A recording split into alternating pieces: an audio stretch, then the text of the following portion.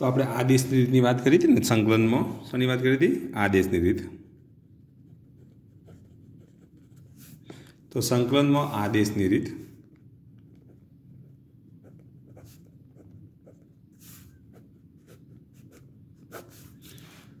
તો જટિલ સ્વરૂપના સંકલ્યમાંથી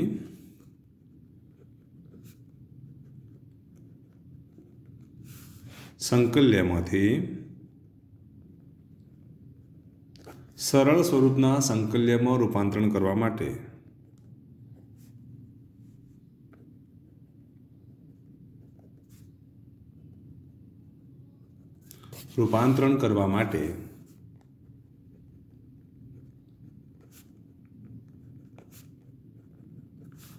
આદેશની રીતની જરૂર પડે. શેની જરૂર પડે? આદેશની રીતની જરૂર પડે.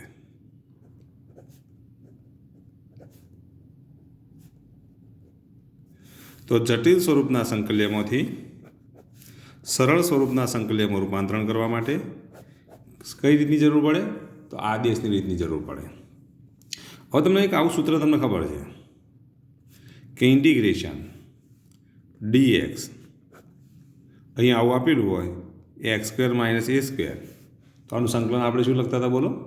તો આનું સંકલન આપણને ખબર છે કે log mod of x - a upon શું લખીશું x + a + c. જો આવું સ્વરૂપ આપેલું હોય તો એનું સંકલન કયું થાય? તો log mod of x - a upon x + a + c થાય. આવું આપણે ભણી ચૂક્યા. પણ એક્ઝામની અંદર અહીંયા શું આપેલું? સંકલ્ય જટિલ સ્વરૂપમાં આપેલું હોય તો એ વખતે તમારે નવો ચલ ધારવો પડે. શું ધારવો પડે? નવો ચલ ધારવો પડે. અને આવો જે નવો ચલ ધારીને તમે જે સંકલન કરો તેના આપણે શું કહીશું બોલો? આદેશની રીત કહીશું. હવે આ સૂત્ર તમને ખબર છે, આનું સંકલન આટલું થાય છે. હવે જો આનું સંકલન આટલું થાય તો પછી આને શું કહેવાય બોલો? સરળ સ્વરૂપ કહેવાય. કારણ કે આનું સંકલન તમે જાણો છો. સંકલન જાણતા હોય તો એને શું કહેવાય? સરળ સ્વરૂપ કહેવાય. પરંતુ જેનું સંકલન જાણતા ના હોય તેને શું કહેવાય? જટિલ સ્વરૂપ કહેવાય. તો જટિલ સ્વરૂપમાંથી જેનું સંકલન જાણતા હોય એવા સ્વરૂપ લાવવા માટે નવો ચલ જે ધારવો પડે તેને આપણે શું કહીશું? આદેશની રીત કહીશું. કઈ રીત કહીશું? આદેશની રીત કહીશું. દાખલા તરીકે આની જગ્યાએ આવું આપ્યું હોય integration x dx upon x⁴ - 25.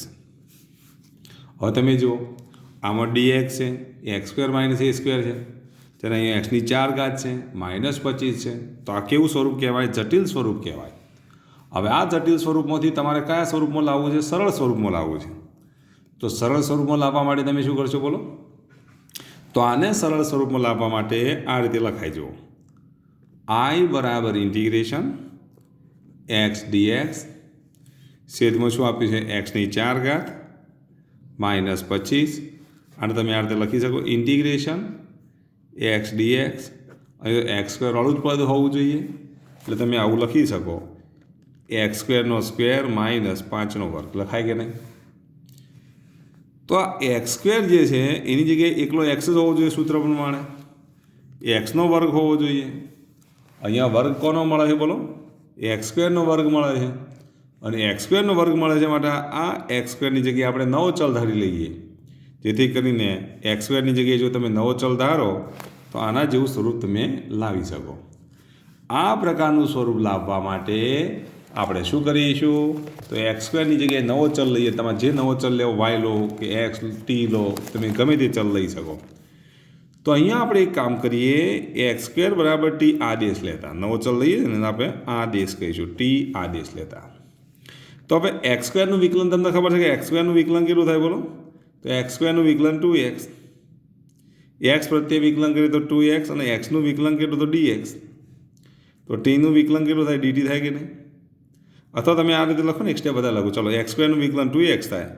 t નું x પ્રત્યે વિકલન dt/dx થાય કે નહીં? આ dx નું આ બાજુ લઈ જાઓ તો શું લખાય? 2x dx બરાબર શું થશે? dt લખાય ને આવું. હવે તમે વિચારો અહીંયા ખરેખર શું આપેલું છે? x dx આપેલું છે. તો અહીંયા x dx જેવું આવી ગયું કે નહીં? આ x dx આપણી પાસે આવી ગયા. હવે જો x dx આવ્યા હોય તો શું કરશો બોલો? આ x dx માંથી x dx ને કરતા બનાવી દઈએ તો શું લખાય? dt/2 લખાય કે નહીં? તો હવે તમે વિચારો એક્સ ડીએક્સની જગ્યાએ તમે શું લખી શકો? dt/2 લખી શકો કે નહીં? તો હવે આપણે એક કામ કરીએ, આ જે એક્સ ડીએક્સ દેખાય છે એની જગ્યાએ લખી દઈશું dt/2. ત્યાર પછી એક્સની 4 ઘાતની જગ્યાએ શું લખીશું? t², કારણ કે x² બરાબર આપણે t આદેશ લીધો છે. x² બરાબર t આદેશ લીધો તો એક્સની 4 ઘાતની જગ્યાએ શું થશે બોલો? t² થાય કે ના થાય? તો હવે i બરાબર જો લખીએ તો ઇન્ટિગ્રેશન એક્સ ડીએક્સની જગ્યાએ લખી દઈએ dt/2, છેદમાં શું આવશે? t² -25 એટલે શું લખાય બોલો? 5નો વર્ગ લખાય કે નહીં? તો આના બરાબર જો લખીએ તો 1/2 ઇન્ટિગ્રેશન dt. અહીંયા કેટલા થશે બોલો? t² -5નો વર્ગ. આ તો આના જેવું સૂત્ર આવી ગયું. તો હવે આ સૂત્રનો આપણે ઉપયોગ કરી શકીએ કે નહીં? જો એક્ઝેક્ટ એના જેવું છે ને, આ 1/2 આપણે બહાર મૂકી દીધા એટલે ઇન્ટિગ્રેશન dt/t² -5નો વર્ગ. હવે એના જેવું સૂત્ર આવી ગયું હોય તો હવે ડાયરેક્ટ એનો ઉપયોગ કરી લઈએ.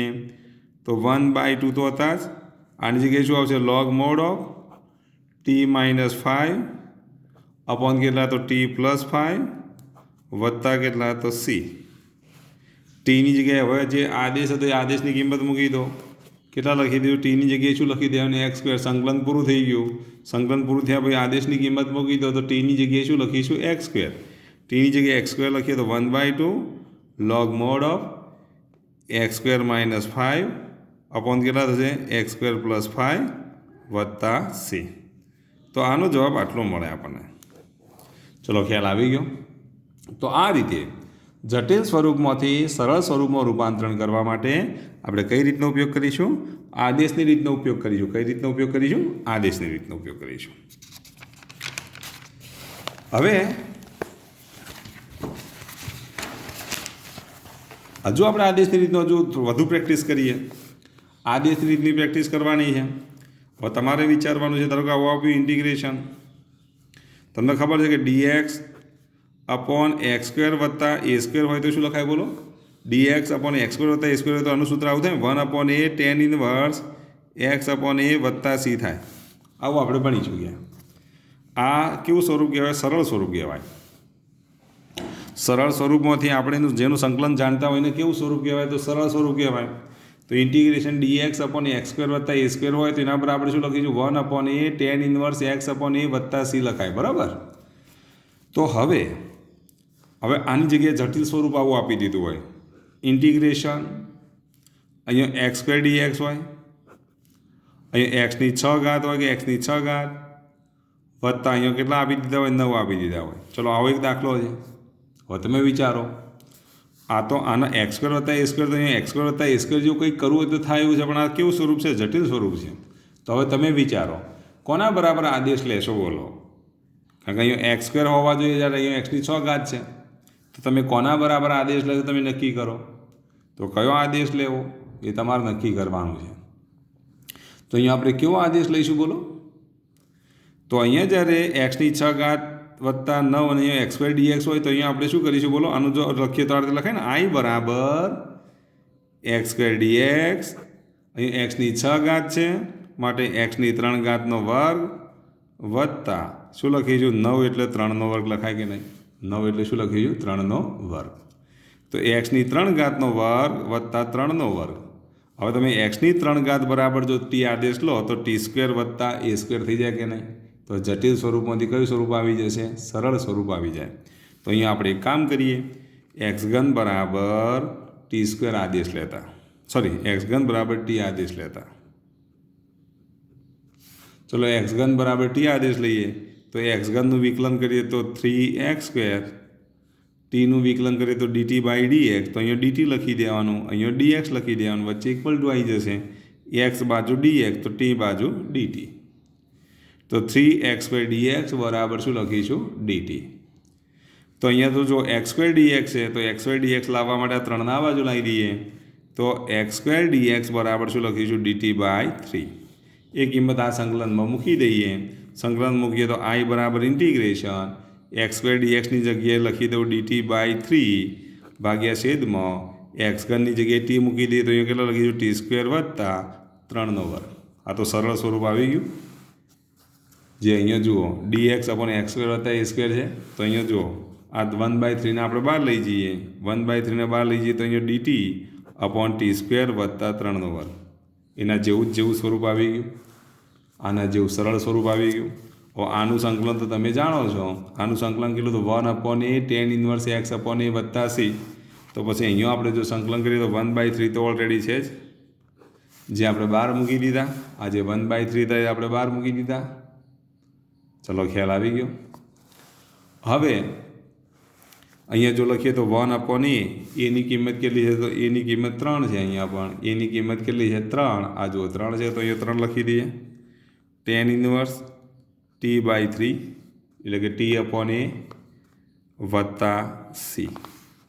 તો 3 તરી 9 થઈ જશે તો 1/9 tan ઇન્વર્સ. હવે ટીની કિંમત કેટલી મૂકવાની તો ટીની કિંમત તમને ખબર છે, ટીની કિંમત કેટલી લઈશું x3. તો t બરાબર x3 મૂકી દઈએ તો x3/3 વત્તા c. તો આટલું સંકલન મળે. ચલો ખ્યાલ આવી ગયો. તો આવું જો જટિલ સ્વરૂપ આપેલું હોય તો એને જો સરળ સ્વરૂપો ફેરવીએ તો તેના માટે જે નવો ચલ ધારવામાં આવે છે એ નવા ચલના આપણે શું કહીશું? આદેશની રીત કહીશું. કઈ રીત કહીશું? આદેશની રીત. તો આદેશની રીતનો આપણે વારંવાર ઉપયોગ કરવાનો છે. માટે આને અનુલક્ષીને કોઈ પણ દાખલો પૂછાય તો તમને આવડવો જોઈએ. બરાબર, સૂત્રો અગત્યના છે, સૂત્રો પણ તમને આવડવા જોઈએ. હવે જો આપણે એના બીજા એક્ઝામ્પલ લઈએ. આદેશની રીત કમ્પ્લીટ કરી દેવાની, પાકી કરી દેવાની. કે આદેશની રીતને અનુલક્ષીને ઘણા બધા એક્ઝામ્પલ પૂછાય એવા છે. માટે આદેશની રીત તો તમને આવડવી જોઈએ જ. હવે તમે વિચારો, આપણે આ રીતનું એક સૂત્ર હતું, ઇન્ટિગ્રેશન dx છેદમાં જો આવું આપેલું હોય x ઇન્ટુ વર્ગમૂળમાં x² માઇનસ a². તો આના બરાબર શું લખીએ? 1/a sec inverse x upon a વત્તા c લખાય. જો આવું સૂત્ર હોય તો તેના બરાબર આપણે શું લખીએ છીએ? 1/a sec inverse x upon a વત્તા c લખાય. તો ધારો કે આ રીતનો એક્ઝામ્પલ આપેલો હોય, ઇન્ટિગ્રેશન. આને અનુલક્ષીને આપણે વિચારીએ. ચલો હું અહીંયા લઈ લઉં કેટલા? x⁴ minus 25. બરાબર, આવું લખાય. આ x⁴ માઇનસ 25.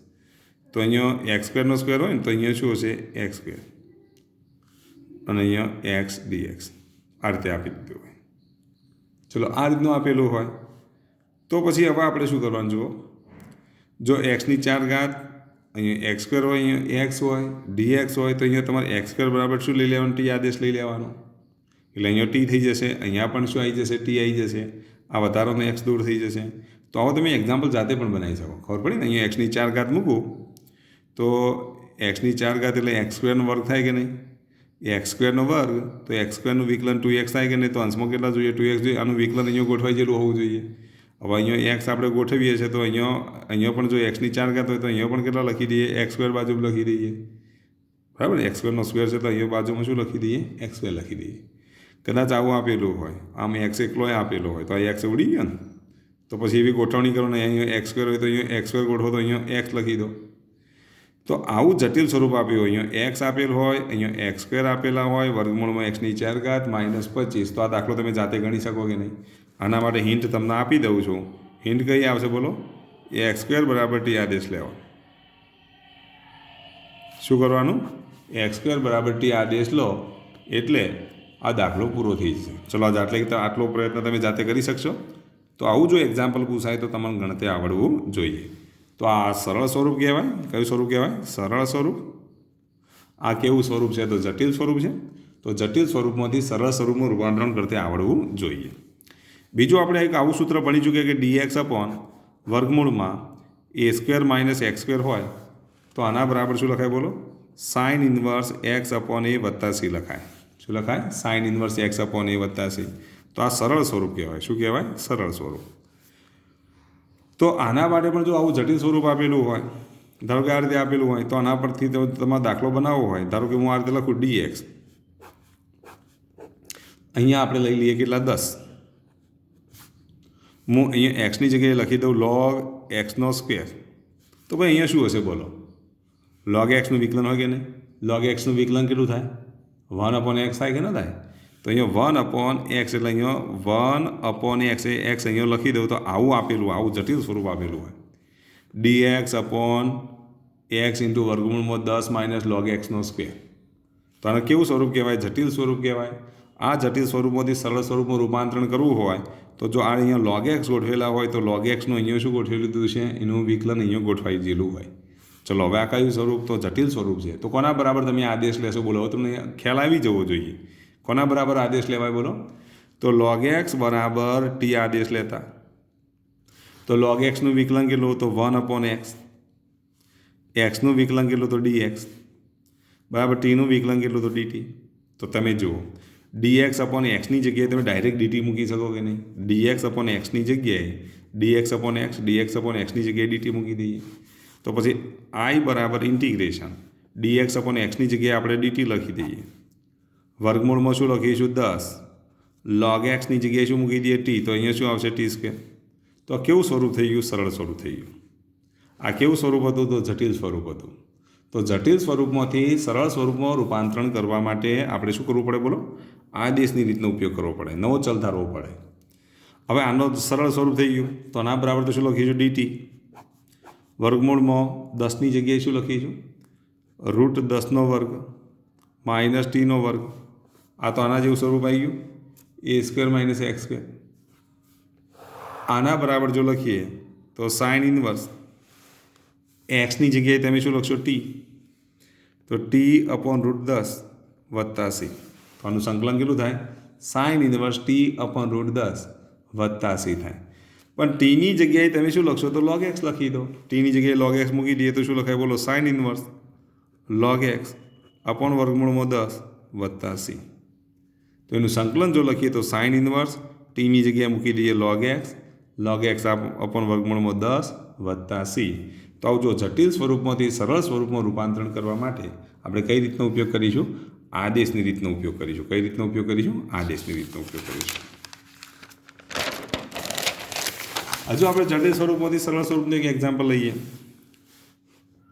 હવે ઇન્ટિગ્રેશન આવું આપેલું હોય. ઇન્ટિગ્રેશન તમને ખબર છે કે dx અપોન કેવું આપેલું હોય? x² વત્તા a² હોય તો શું લખાય? બોલો. 1/a tan ઇન્વર્સ x/a વત્તા c. આ સૂત્ર પાકો થાય માટે હું વારંવાર લઉં છું. ઇન્ટિગ્રેશન dx/x² વત્તા a² હોય તો આનું સંકલન કેટલું થાય? 1/a tan ઇન્વર્સ x/a વત્તા c થાય. તો આને અનુલક્ષીને આવો દાખલો આપેલો હોય. અહીંયા e⁻x dx હોય. અહીંયા તમને એમ આપ્યું કે e⁻2x વત્તા અહીંયા કેટલા આપી દીધા હોય? ધારો કે 16 આપી દીધા હોય. આવું આપેલું છે. આ પ્રકારનો દાખલો છે. તો આ કેવું સ્વરૂપ કહેવાય? તો જટિલ સ્વરૂપ કહેવાય. હવે આ જટિલ સ્વરૂપમાંથી સરળ સ્વરૂપમાં ફેરવવાનું છે. તો અહીંયા વર્ગવાળું પદ હોવું જોઈએ. વર્ગવાળું પદ હોવું જોઈએ તો તમને ખ્યાલ આવી જવો જોઈએ કે શું કરશો. ચલો આ દાખલા માટે તમે તો વર્ગવાળું પદ હોવાના લીધે અહીંયા આપણે કોના બરાબર આદેશ લઈશું? તમે વિચારો. આના આ રીતે લખાય ને e⁻x dx. અહીંયા e⁻2x છે માટે e⁻x² વત્તા 16 એટલે 4નો વર્ગ લખાય કે નહીં? હવે હું e⁻x બરાબર t આદેશ લઈ લઉં તો e⁻x બરાબર t આદેશ લઈએ તો e⁻x નું વિકલન કેટલું થાય? બોલો. e⁻x જ થાય. તો આપણે વિકલનમાં ભણી ચૂક્યા કે e⁻x નું વિકલન e⁻x ઇન્ટુ અહીંયા કેટલા લખીશું? dx બરાબર ટીનું વિકલન કેટલું થાય? તો dt. હવે તમે વિચારો e⁻x dxની જગ્યાએ ડાયરેક્ટ dt મુકાય તો આખાના બરાબર આપણે શું મૂકીશું? માત્ર dt લખી દઈશું. હવે આખાના બરાબર માત્ર dt લખીએ તો શું લખાય? બોલો. I બરાબર ઇન્ટિગ્રેશન આખાના બરાબર હું dt લખી દઉં તો dt. અહીંયા છેદમાં શું થશે? બોલો. e⁻x ની જગ્યાએ હું t મૂકી દઉં. e⁻x ની જગ્યાએ t મૂકું તો અહીંયા કેટલા થશે? t² વત્તા શું થશે? 4નો વર્ગ. આ તો જટિલ સ્વરૂપમાંથી આ કેવું હતું? સરળ સ્વરૂપ છે. તો આનું સંકલન આટલું થાય છે. તો આ જટિલ સ્વરૂપમાંથી તમે કેવું સ્વરૂપ લાવી દીધું? સરળ સ્વરૂપ લાવી દીધું. તો આનું સંકલન તમને આવડવું જોઈએ. તો 1/a બરાબર 4 tan ઇન્વર્સ t/4 વત્તા c. ટીની જગ્યાએ આપણે શું લખી દઈશું? e⁻x. ટીની જગ્યાએ e⁻x મૂકી દઈએ તો 1/4 tan ઇન્વર્સ e⁻x/4 વત્તા c. તો આટલું સંકલ્ય મળે. ચલો ખ્યાલ આવી ગયો. તો આમ જટિલ સ્વરૂપમાંથી સરળ સ્વરૂપમાં તમે ફેરવો તો તમે આ દાખલાના સરળ સ્વરૂપમાં ફેરવી અને ગણી શકો. હવે આવું જ જો દાખલા તરીકે આપણે બીજું એક્ઝામ્પલ લઈએ. ધારો કે અહીંયા e⁻2x dx હોય. તો અહીંયા કેટલા હશે બોલો e⁴x વત્તા ધારો કે અહીંયા આપણે લઈ લઈએ કેટલા 9. તો આ એક્ઝામ્પલ તમે જાતે ગણી શકો કોના બરાબર ટી આદેશ લેશો તો e⁴x નો વર્ગ થાય કે નહીં અને e⁴x બરાબર ટી આદેશ લઈ અને આ દાખલો તમે જાતે ગણી શકો છો. તો આવી એક પ્રેક્ટિસ તમે જાતે કરી શકો છો. હવે ઇન્ટિગ્રેશન આવો પણ એક દાખલો તમને આપી દઉં છું dx અપોન x અને અહીંયા શું લખીશું log x નો વર્ગ વત્તા અહીંયા આપણે મૂકી દઈએ કેટલા તો log x નો વર્ગ વત્તા ધારો કે અહીંયા આપણે લખી દઈએ 49. આવો એક દાખલો છે. આના બરાબર કયો આદેશ લેવો મને ખબર પડતી નથી, તમે જાતે પ્રયત્ન કરજો. બરાબર. તો આવા 2 દાખલા હું તમને હોમવર્કમાં આપું છું. તો આ 2 દાખલા તમારા હોમવર્કમાં પૂરા કરવાના રહેશે. અહીંયા આપણે પૂરું કરીએ છીએ. આટલું તમે તૈયાર કરી રાખજો. આદેશની રીત તમને આવડવી જોઈએ.